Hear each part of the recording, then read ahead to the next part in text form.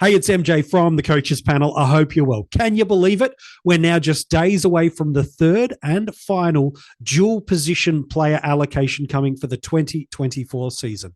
In this episode, we're going to look at a bunch of names that I think are locks to get it, a couple of possibles, those that are tracking and trending in the right direction, and then there's just a bunch of names I want to share with you that just politely can rule them out for you. But the rules of engagement are that a player needs to spend at least 35% of season length time and a minimum of 3 games, playing 35% based on champions data tracking for them to pick up DPP. So if they don't play a minimum of 3 games and it's over the totality of the season, not just the 6-week block since the last DPP allocations, the longer the season goes, the harder you could argue that it is for a player to pick it up. So 35%, a minimum of 3 games. And are we about to get some relevant big names?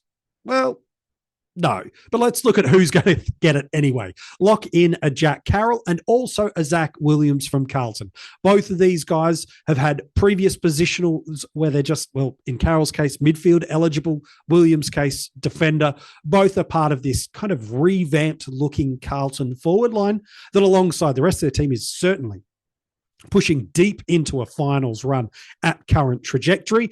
And they're doing okay in it, but neither are really fantasy relevant for you. I know at times they were popping along in the start of our teams over that kind of first 4, 5, 6 weeks of the year, but politely, none have really been selections that we've had to have in our team, nor do you need to have them. Maybe there's a small bit of relevancy for Williams in Classic, given, depending on the depth of your draft league, you might just be absolutely desperate and that dual position coverage might just get you there. But politely, there's not really much that it should be doing for you. Loy Sullivan is one that is midfield eligible currently. I forecast and do see a way that he's done enough now in my eyes to pick up forward status. And again, that should just add another bit of versatility to our Classic teams. He should be nowhere near your field, politely, but we don't really need it, do we? We've got so many mid forwards that we've been trading into, Dowling, Reveal, let alone other players that we have that are the more premium top end, but we can't say no to the versatility. So we'll take it, won't we? Ben Long at Gold Coast, he is currently eligible as a defender. He's playing as a forward. He's going to pick up defensive forward status, but he's not someone that I see as fantasy relevant for us. Darcy Tucker is probably, and this is scary now, this is probably the closest to the most relevant player we've got picking up a dual position. I forecast that he's going to pick up mid-forward status. He's part of this kind of redeveloped look of North Melbourne.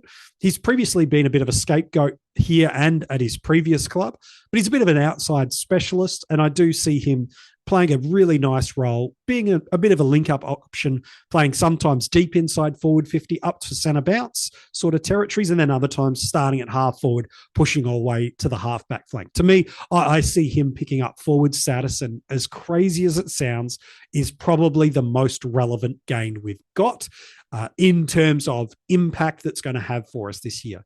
I don't think he's Classic relevant, despite him putting up a couple of nice ceiling games. I just don't trust him in the final run home. We've got a forward line that really has stabilized for us in terms of the basement scoring of our top end guys. We don't really need to get speculative at F6 anymore and trading into a Tucker who, even if he gets forward status, which I believe he will, it's still way too speculative in terms of the ownership to be Classic relevant. But draft, if you can go and get him now, I'd go and pick that up. Toby Pink, he is another of those kind of new players sitting into that North Melbourne forward line. He'll become defender forward. He's not worth trading into, and he's not worth trading out of now for those that have him. He's been a relatively popular D8, but what it does do is it opens up dual position versatility for you. So potentially if you've got a Fisher or a Sexton in your forward line, he's going to open up that DPP links, and vice versa if you've already got it in your back line and need to create some squad versatility without having to make some trades. So he's, again, valuable and relevant for Classic, but not for his scoring, but more just simply because what he can do potentially for us. Some other names, Jack Graham's a forward. I think he's going to pick up midfield status, but he's not really worth looking at in Classic. But as a forward anyway, so that would be there. Liam Henry, I don't mind him as a little bit of a speculative pickup in drafts. I see him spending a little bit of time forward. He spent some time as a pressure forward, as well as just adding a little bit of pace and polish up through the flanks. I think he's perfectly fine to go and grab as a prospect for you through there, but don't expect too much. And again, not Classic relevant. And Jermaine Jones, a defender eligible. I forecast he's going to pick up forward status. If you're desperate in a deep, deep draft league, maybe there's something there, but there's nothing really else that could happen. So those are the guys I think are basically locks to pick it up. Let's look at some guys that are possibles, and let's talk about the data of where they are. I think there's a really strong probability that Isaac Ranken picks up midfield status. He's currently sitting about 31%, but he needs a very heavy centre bounce percentage in this game. Now, he did that last week against GWS, but if he's any chance of getting mid-forward status, he needs basically back up around that 75, 80%. So if he does that, he's a chance. I think he's probably just going to get there. I've got him as just to get there. But if the Crows feel like they need him a little bit more forward in this game, I think he's a high probability. He's not a lock because there's a high variation that could come mid-game, but I think he's pretty close. Who are some guys that are just going to miss? Jason Horne-Francis. I know a lot of the community would love to see that. If the threshold was 30%, he'd be basically right on it, but he's just not going to spend enough time forward in this game. So even if he played 100% forward, I don't believe that's going to be enough to be able to make that happen. And he's not, if fit, playing 100% of game time inside forward 50. So unfortunately, the Hornet, you can cross him off the list. Maybe we get a little bit lucky after this week and he keeps tipping it gradually and into 2025. We see Hornet pick up mid-forward status, but politely, it's not going to happen.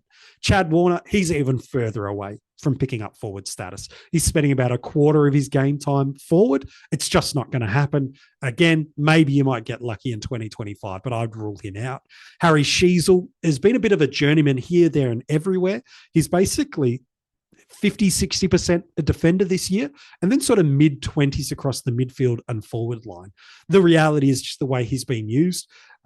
He's just not going to pick up either a midfield or a forward status. So it's interesting to me to see what the next 8 weeks of football look like. Not so much for 2024 position movement, because he's locked into defense as far as I'm concerned, but where and how do Champion Data allocate him next year? If they're taking the full season into totality of view, or are they more favoring the back end of the year? If it's more favored to the back end, then potentially we get him as a mid forward, but let's wait and see. Jordan Dawson, he is spending a bit more time forward, but much like a Connor Rosie, it's around about that 23, 24, 25%.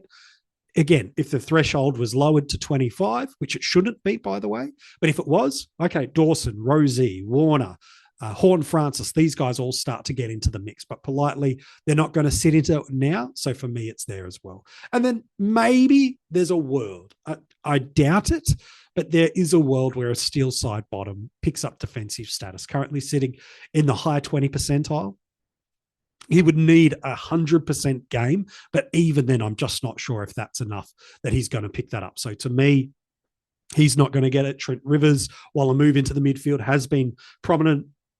Same with Toby Bedford, really, over the past 2 to 3 weeks. The reality is they just haven't had enough time in season to take on, the balancing out of what they did in, Rivers' case, a full defensive role up until a fortnight ago, and Bedford, a full forward role up until 3 or 4 weeks ago.